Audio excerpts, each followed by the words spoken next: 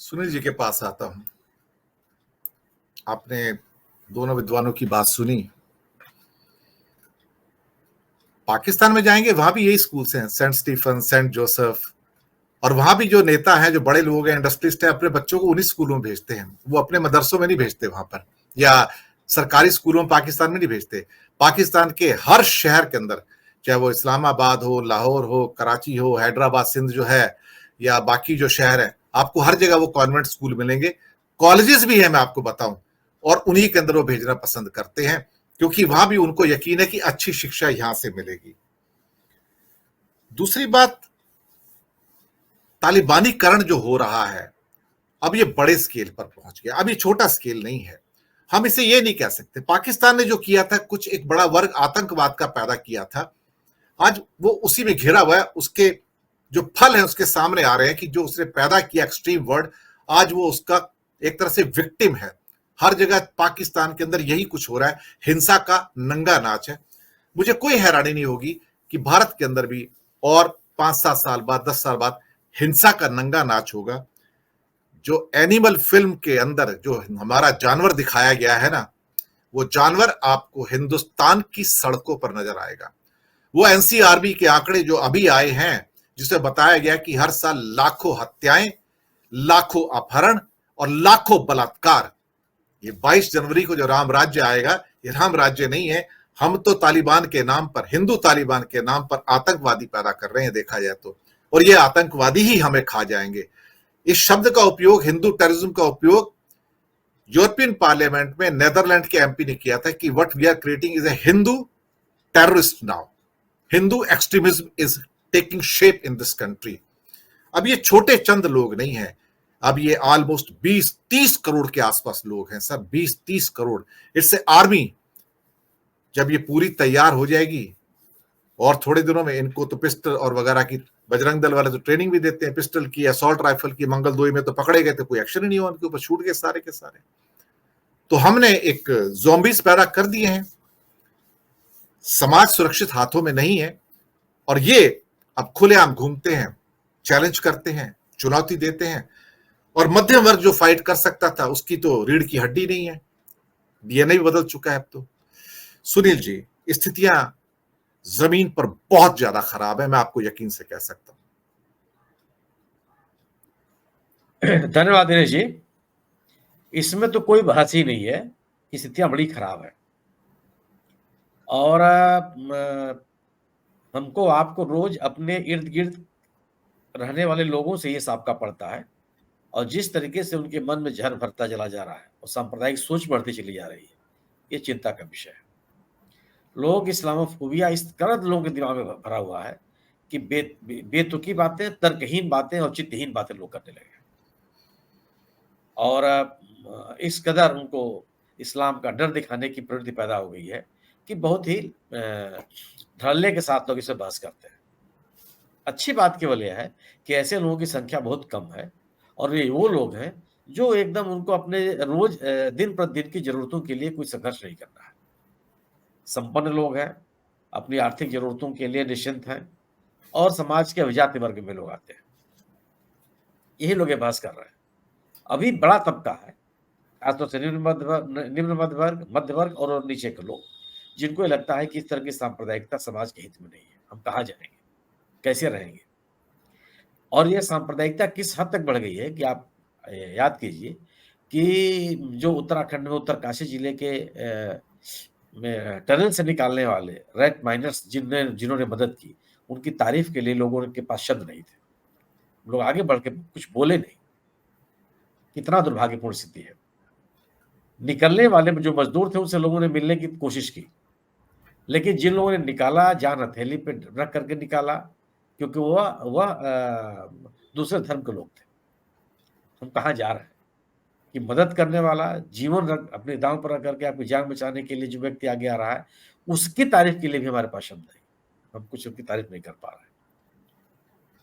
और जो आपने बात कही स्कूलों की, ये जो लोग जाते हैं ना पढ़ने के लिए दिनेश जी, वो अपने बच्चों को पढ़ाने के लिए नहीं भेजते हैं। वो स्टेटस सिंबल है कि मेरा बच्चा वहां पढ़ के निकला है। आज का दौर ये आ गया। सर वो मैं केवल आपको यह बता केवल दूं, आप तब तक आए नहीं थी, पृष्ठभूमि आई थी। मैं एक स्कूल का मेल मेरे पास आया है, शिमला से एक मदर का मेल आता है कि मेरे बच्चे 13-14 साल के स्कूल जाते हैं, तो उनको कैसे हॉन्ट किया जा रहा है, कैसे उनको अगर ग्रीन कलर का कोई कपड़ा भी पहन लो तो उनको मुसलमान कहा जा रहा है, और रिलीजन के नाम से उनको तंग किया जा रहा है। तो 14 साल के बच्चों के अंदर जहर है, उसके रेफरेंस से मैंने प्रोग्राम स्टार्ट किया था सुनील जी। जी। ये सही है। और ये जो बच्चे जो इस तरह के काम में व्यस्त हैं, वो पढ़ने के लिए नहीं आते हैं। आप याद कीजिए कि सुजाता जी ने कहा कि ये भी कॉन्वेंट स्कूल की पढ़ी होगी। जब भी पढ़ रही होंगी तो किस वर्ग के लोग जाते थे? कैरियर ओरिएंटेड लोग जाते थे, पढ़ाने के लिए लोग जाते थे। अब इनके बाद इनके घर के बच्चों के साथ जो बच्चे पढ़ करके निकल रहे हैं, जो बड़े परिवारों के हैं, उनसे पूछ लीजिए कि पढ़ के क्या कर रहे हैं हम? कौन सा कैरियर चुना उन्होंने? क्योंकि पढ़ने जाते ही नहीं है। उनके पास केवल एक मोहर चाहिए कि वह सेंट जोसेफ से पढ़े हुए हैं, सेंट मैरी से पढ़े हुए हैं, सेंट स्टीफन से पढ़े हुए हैं, इस कॉलेज से पढ़े हुए हैं, उस कॉलेज से पढ़े हुए। केवल उनके पास एक स्टेटस सिंबल चाहिए कि एक उनके पास एक तगमा लगा है। उनको पढ़ाई-लिखाई से कोई मतलब नहीं है और उस पढ़ाई का उनको कहीं अपने करियर में उपयोग नहीं करना है। और जब आप इन बड़े प्रतिष्ठित स्कूल कॉलेज से निकलते हैं और जब आप बात कहते हैं, तो लोगों को लगता है कि नहीं, बड़ी सारगार्भिक बात कर रहे हैं या बड़े तार्किक बात कर रहे हैं। राजनैतिक सत्ता के लिए जिस तरीके से सांप्रदायिकता का दुरुपयोग किया जा रहा है, ये चिंता पैदा करता है। क्योंकि सत्ता से तो ये उम्मीद की जाती है कि देश में आप संविधान को लागू करेंगे, देश में आप कानून व्यवस्था को लागू करेंगे, देश नियमों और कानूनों के साथ चलेगा, आपकी आस्थाओं के साथ नहीं चलेगा। आप उन मूल्यों के साथ नहीं चलाना चाहेंगे जिनके प्रति आपकी आस्था है। कानून के किसी धर्म के प्रति आस्थावान नहीं होता। वो प्रत्येक नागरिक के प्रति उसकी जिम्मेदारी बनती है, चाहे वो किसी धर्म को माने, न माने, आस्तिक हो, नास्तिक हो, किसी धर्म का मानने वाला हो। चिंता इस बात की है। और यह केवल और केवल यह है कि आपके पास करने के लिए कुछ नहीं है। अगर आप प्रो कारपोरेट होंगे, तो आपको गरीबों की चिंता नहीं होगी, आपको रोजगार की चिंता नहीं होगी। अगर आप पूंजीपतियों के पक्ष में खड़े होंगे, तो आपको छोटे उद्योगपति दिखाई नहीं पड़ेंगे, छोटे-मोटे व्यापार करने वाले नहीं दिखाई पड़ेंगे। ये तथ्य दोनों काम आप एक साथ नहीं कर सकते। तो ये तथ्य कि जो रवैया आपका है, उसको प्रो पीपल आप हो ही नहीं सकते। जब आप प्रो पीपल नहीं होंगे, तो आप इन्हीं चीज़ों का सहारा लेंगे और ये बड़ी सामान्य चीज़ें हो गई हैं। इनके आधार पे लोगों को एकत्रित करना, संगठित करना और अपनी तरफ आकर्षित करना बहुत आसान हो गया, क्योंकि अब आपके काम-धाम का कोई एनालिसिस तो कर नहीं रहा है, जो आपका समर्थन में उतर रहा है। और जो आपके कार्यों के आधार पे आपके एनालिसिस कर रहा है, वो देशद्रोही है। उसको आप मानने के लिए नहीं तैयार हैं।